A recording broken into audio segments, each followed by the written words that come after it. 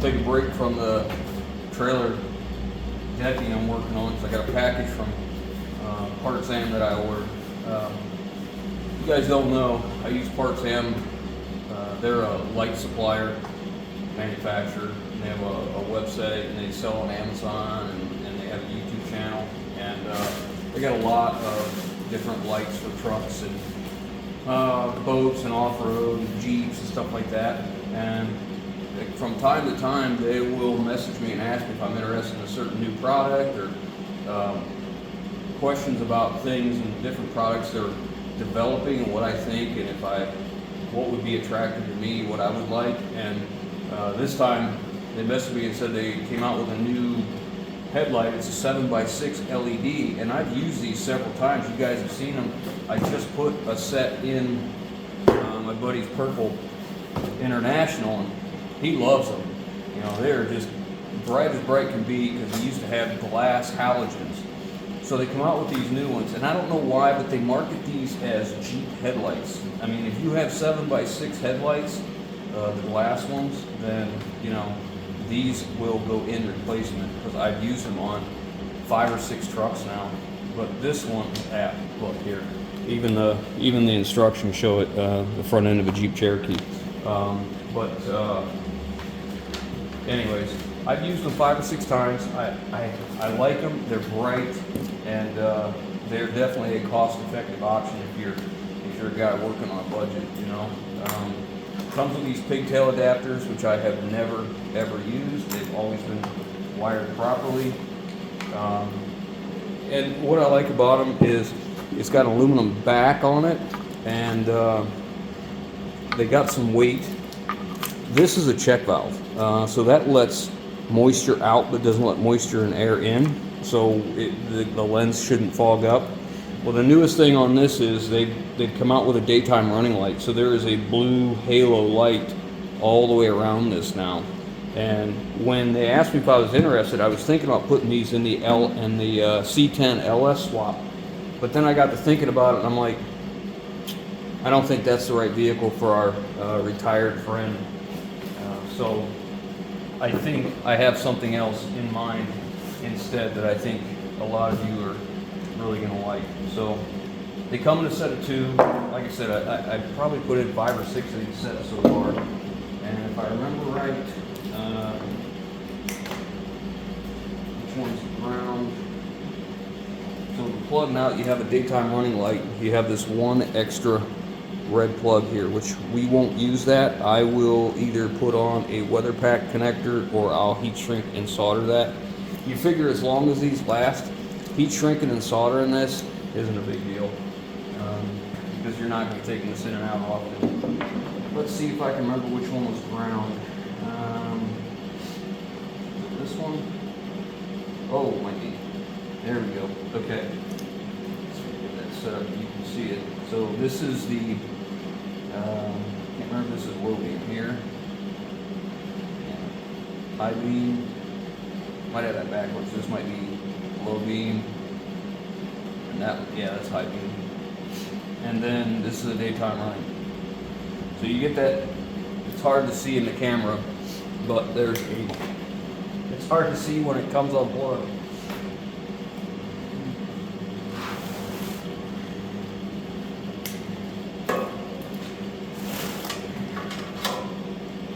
Plus my test leads broke too, so that's not exactly helpful. So you can see how the blue LEDs all the way around. They're real small LED, but boys, it put off a lot of light. They call it a blue light. I don't know what it shows up on you guys.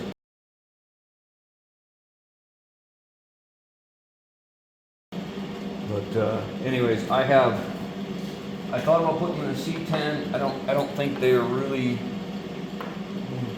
be as big of an effect on that, because he may not like that. But let me show you what I was thinking about putting them in now. You guys know I've been trying to get back to Project Overkill here, and I'm working through the projects that we're not finished with. Like I said, I took a break. I'm working on the decking for the trailer today, and I think this is where these lights are going, right here in Project Overkill. I think that's going to be really, really cool.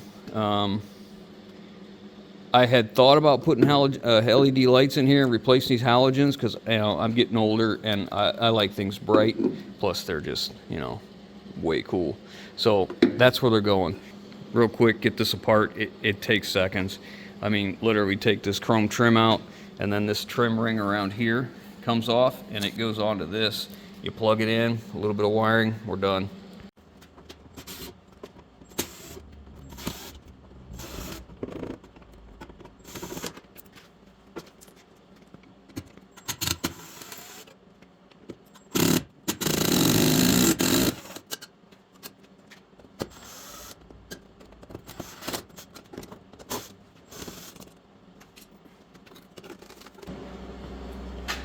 Okay, so far. Now that this is out, I'm going to take a minute and clean out inside there before I put the new one in. So anytime I make a connection outside the vehicle, an electrical connection, I solder it. I do not use butt connectors, scotch locks, any of that stuff. I'm a firm believer in soldering, a little bit of corrosion fighting compound on the joint. And then I like to use a heat shrink that has an adhesive in it, helps to seal it with the adhesive, not just the heat shrink alone. So we're gonna do each one of these, and what I'm gonna do is, depending on what state you go in, this may or may not be a problem as far as that blue light. So we're going to run this blue light on the switch with a bunch of other lights, because I have a laundry list of lights that are going on the F750 when we get going.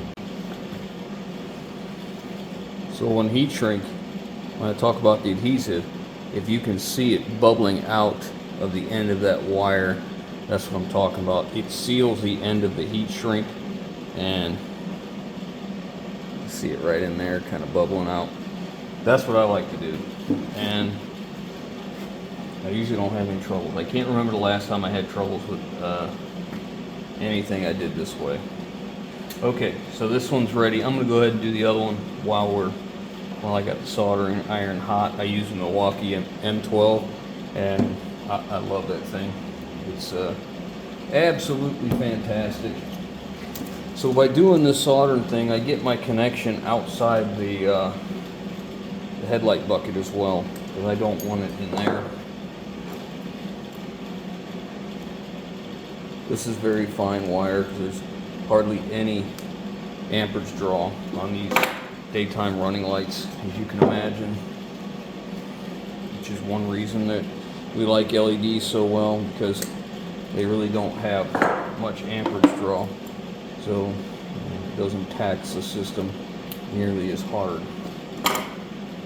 Again, same procedure. Let's get this set up, get it soldered in, we can start. But I think I'm going to put this the daytime running light on a switch, so if you go into a different state that, you know, it's frowned upon, like here, I think the way the law reads is as long as the blue isn't so many watts, has to be under a certain amount of watts to be legal.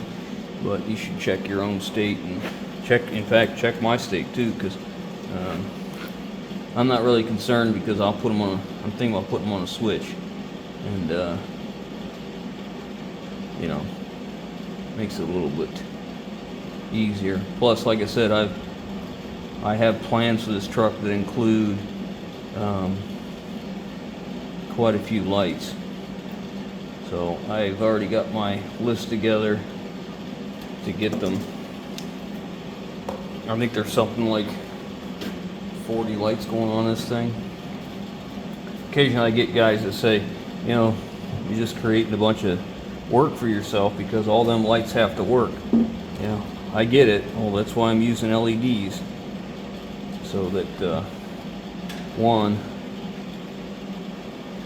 We know they're going to be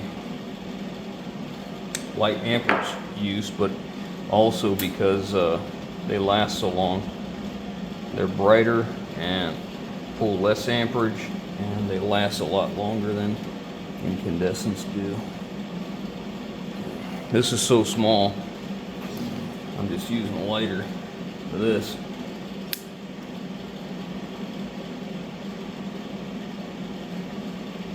I still have not ordered the kit for my Milwaukee heat gun for heat shrink.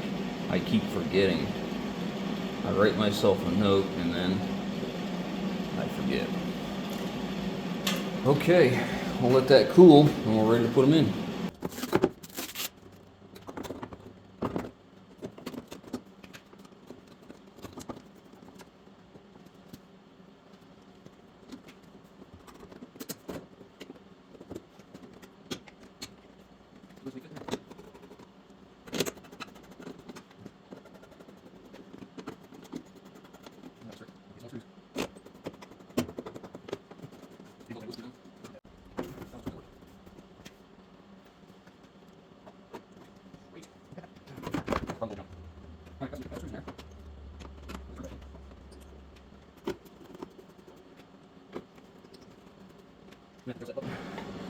The light bucket is crooked.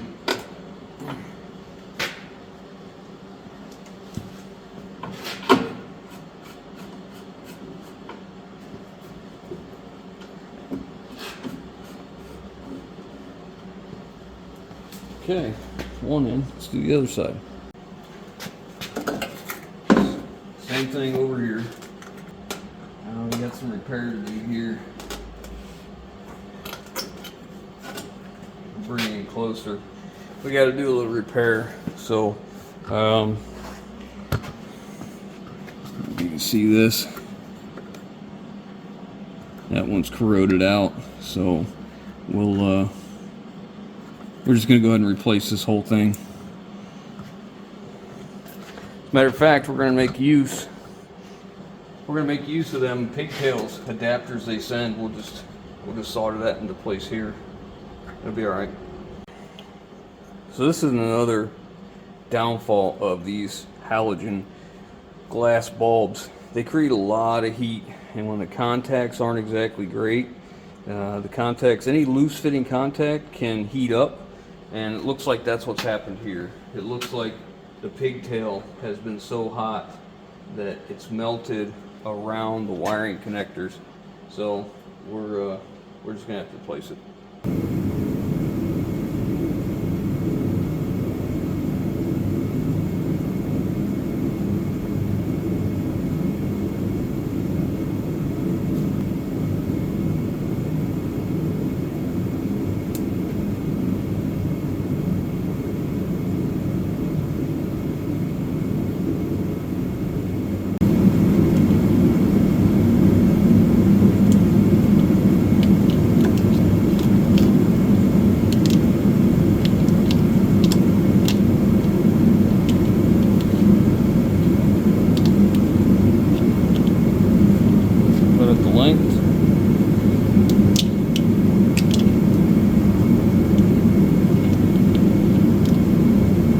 Bring the split right up where my tape is. Let it go just past my tape just a little bit. And run my tape around it a few times.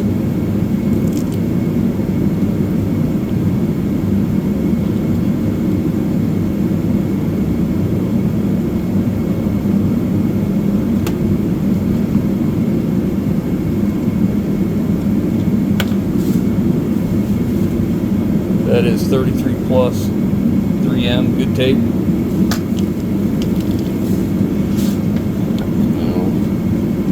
Run this back down through where it belongs. Fish it through.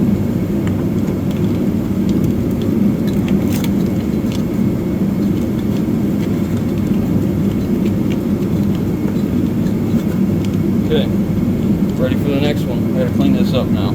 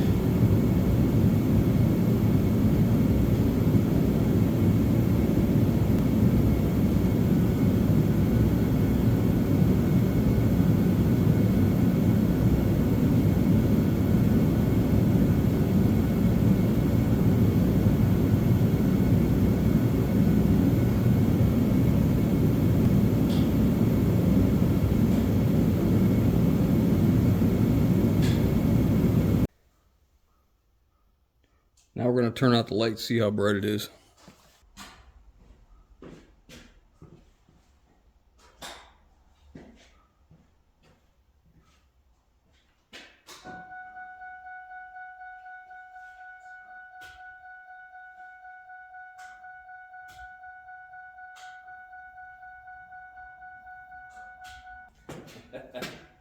That's pretty bright. That's pretty cool. The only bad thing about putting really neat lights in your truck is where do you stop? Now I want LEDs for the corners. I don't want them incandescents. I don't want them lights no more. I don't want those cab lights anymore. I want LEDs.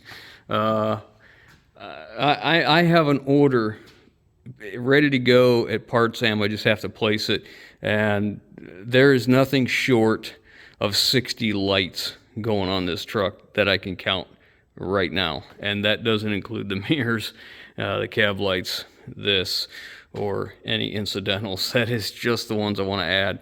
I am a light junkie. My trailer, obviously, if you haven't seen that video, that series, go back, 7x18 utility trailer playlist. You'll see I put a lot of lights on that on that trailer. Anyways, so hope you guys enjoyed that. And the next time we see this, we're going to be making some big changes to it. If you're a guy who tows with a medium-duty truck like this is a 6.7 Cummins, 6-speed manual, 390 gear on air brakes. We're going to be making some big changes to this, and I still don't know if we're keeping it or not, but we're going to finish the build out, and either we're going to stick it up for sale on eBay, send it to an auction somewhere.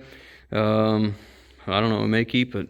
Regardless, if it goes to auction or eBay, we'll let you know where it's at. If it's something you're looking for, you have your chance to win it and own it and whatever. So anyways, thanks for watching, guys. If you need your lights, you know where to go.